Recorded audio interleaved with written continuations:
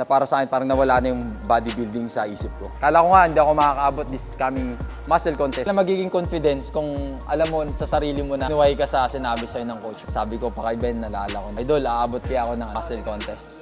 Para sa akin, parang iniisip ko minsan, parang akong inaaning ni Ben. Hindi mawawala sa ano mo yun eh.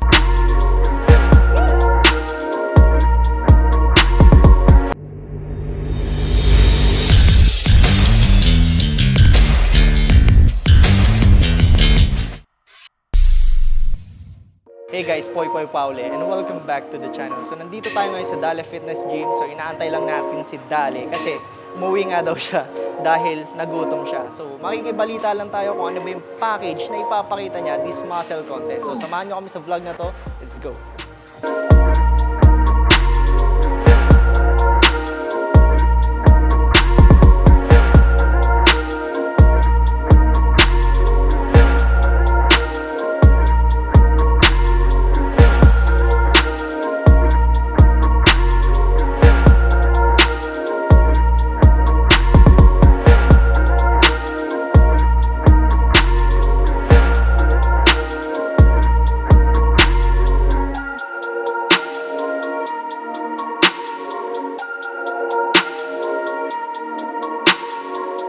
Days. Yeah, 40 minutes. Sinas ni Ben.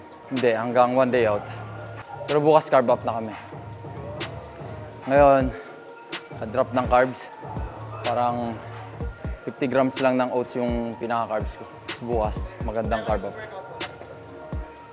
Bukas, full body exercise. Kasama si Ben bukas. Kaya, 3 days out. Kaya maganda rin bukas kasi sakto yung carb up, babiyahe. So siguro like mga 4 a.m. Start na ako dito ng fasted para sa biyahe. Makati kayo magkikita.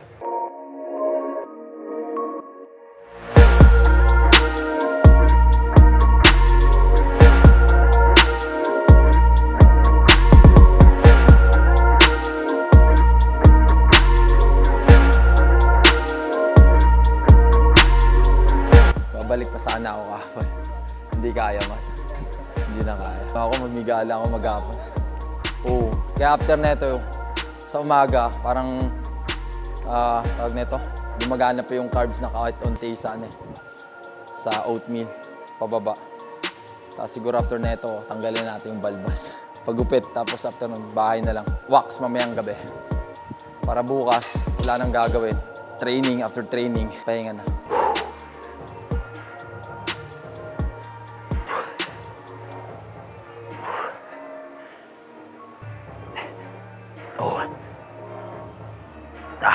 Ay!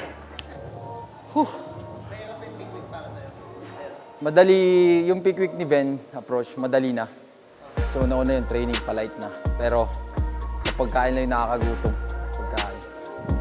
Kaya more in rest pag peak week kay Ben, recovery. So, dadapa ka talaga. Kahapon na-update ko kay Ben, parang pampa ako eh. Pero kanina wala, dapa na. Hindi ko na ma-feel yung tawag nito pump. Actually ngayon, kahit sa abs.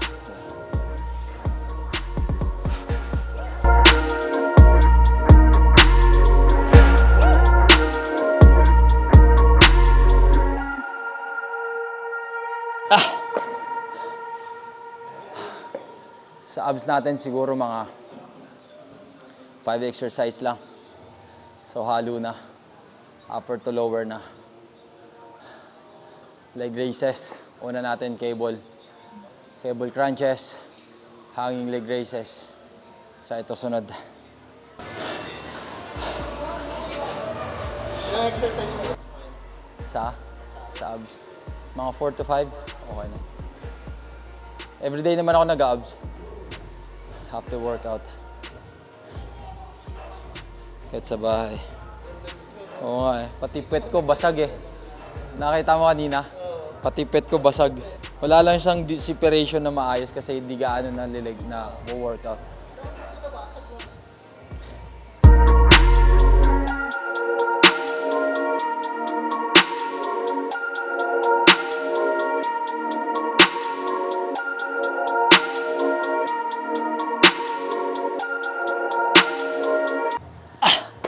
So bukas siguro mga 7 a.m.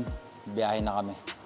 Kasi ang call time ng workout ni Ben, 10. 10 dapat Kasi actually last week ko lang mga nakikita or nalalaman yung mga lalaro. Kahit hindi ko ka-division, karamihan is yung comeback din. So hindi lang ako yung magka-comeback ngayon. So marami rin akong kasabayan dati na ang haba ng off na ngayon lang din maglalabas. Kasama namin sa Aesthetic Philippines. Nakalimutan ko lang yung mga name pero marami. Marami ulit kayo makikita ang dating nagko-compete na ngayon na ulit ko-compete.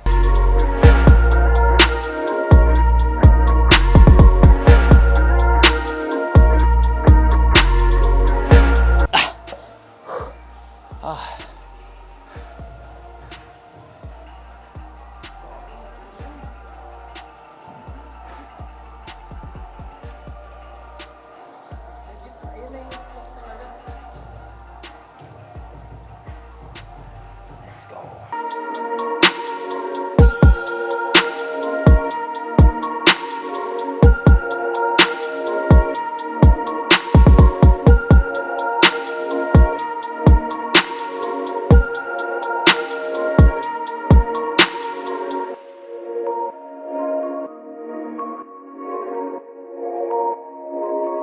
Jeez. Gagawin tayo mga nagtanong sa akin last time, doon sa vlog mo. Bakit daw nawala ka? After pandemic or before pandemic kasi, nakaprep pa ako nun. So, ano yun, I think Sinulog ata. Sinulog Festival.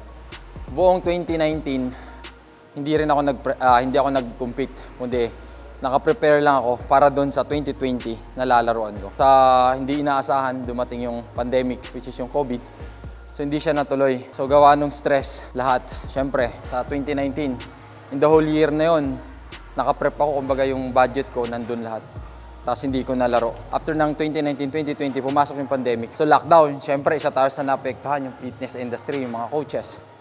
So walang trabaho. So sobrang stress ko. Buti na lang. Kumbaga, nasagip ako ng Eliza, which is yung wife ko ngayon. So ayun, nakasurvive kahit papano. Tapos after nun, umuwi kami ng Bataan kasi nabuntis. And si Nogi. So after nun, para sa akin, parang blessings na sobrang na-appreciate ko. Na para sa akin, parang nawala na yung bodybuilding sa isip ko. So after nun, ayan, tuloy-tuloy, grind. May nakilala ko na isa kong client, which is yung pinaka-boss namin dito sa Dale. Binigyan niya ako ng opportunity na mag-manage ng gym. So binigay niya sa akin lahat, pangalan, design, lahat. Hinayaan niya ako na ako mag-design. Isa rin yon sa, kumbaga, hindi ko hinayaan na blessing sa akin na opportunity na, kasi lahat naman siguro or karamihan naman sa coach or bodybuilding, nangangarap na magkaroon sila ng sariling gym, di ba? So sa akin, binigay. Hindi man akin, pero ako yung nagmamanage. So, kumbaga, ini-aim ko na akin. Kaya yun, pinahalagahan ko, kumbaga, kailangan ko muna i-focus sarili ko hanggang sa yun, nakapag-put up na ako ng, kumbaga, tao, na staff, na pagkakatiwalaan. Oo, natuloy-tuloy na. So doon ako unti-unti nag-decide na parang, uy, wait lang, parang kaya ko na ata. That is 2022? Yeah, last year lang, 2022. After nun, nag-decide ako, parang late na baka bare month na rin ako nag-enroll ako kay Ven sa online coaching. Tapos anong nangyari? Di wala. Madami na naman akong bukod sa naging busy, may mga problema na kailangan unahin. Kaya hanggang sabi ko, tayo na, hindi pa ata time to para sa akin. Tapos kalahatian ng taon na sinabi ko na parang hindi na pwede kasi unang-una, sabi ko, ang tagal ko ng trinay. Sabi ko, siguro ito na yung time na para sa akin. Avail ako ulit kay Ven ng online coaching. Tapos, ayun, tinanggap niya ako ulit. Sabi ko, wala na tong isa pa. Wala na tong third time. So yun na, hanggang sa nagsimula ako, paunti-unti. Kala ko nga, hindi ako makakaabot this coming muscle contest sa Saturday. So ayun, habang nakikita ko yung progress, ayun na ulit, parang bumabalik na yung gigil ko.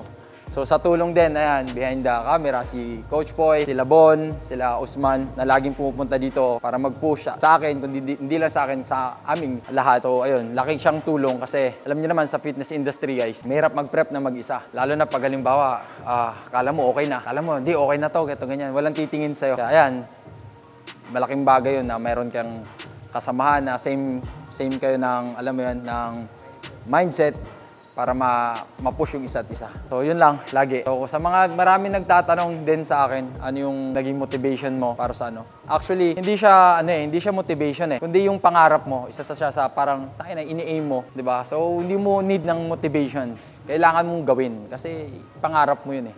'Di ba? Hindi naman iba magbe-benefits kundi ikaw din. So next, dito tayo.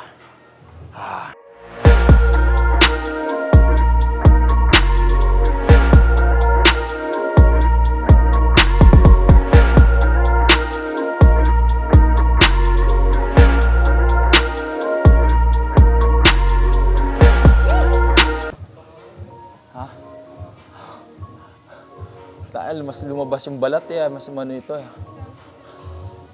Tapos isa pa talaga na nakakagigil bumalik kasi yung yung tipong, tayo na, hindi na basta-basta yung mga nakikita mong athlete ngayon eh, di ba? Oo, hindi katulad sa amin dati na mga way back 2016, 2017. Ay na, post boom pa lang. Yung punit, nandun, pero yung quality na size wala. Pero ngayon, ultimo mga beginner ngayon, makikita mo ang mamamaw na, di ba? So, syempre, mismo kahit nati. Daming magagandang condition kahit nati yun, di ba? So, syempre, tayo pa kaya na may, di ba, may suporta. So, hindi dapat basta-basta. Kaya para siyang nakaka-excite na makasabay mo yung ganung stage. Kasi dati, nakakasabay ko lang sa stage na ganun. Yan, sila Idol Ben, Ken, sino pa ba? Si Ming. Yan yung mga kasabayan ko na mamaw na dati. Pero ngayon, grabe. Kahit sa novice, ang dami ng mamaw. Kaya kung talagang gusto mong pumasok sa competitive, dapat hindi ka hindi ka dapat hindi mo dapat sabihin na okay na. Hindi. Kaya ako laging sinasabi sa inyo guys na day one. Huwag kayong mag-expect na, alam mo yun. Kaya ako laging day one kasi sabi ko ito, hindi day one na, kumbaga, yung ibang day one na. Sa prep ko, lagi ko sinasabi na hindi pa tapos. Kumbaga tayo na, kumbaga hindi pa okay, may igaganda pa. Pero sa package na meron ka ngayon bro, confident ka naman? Oo, unang-una, oo naman. Confident tayo ngayon na lalabas tayo ng magandang package ngayon.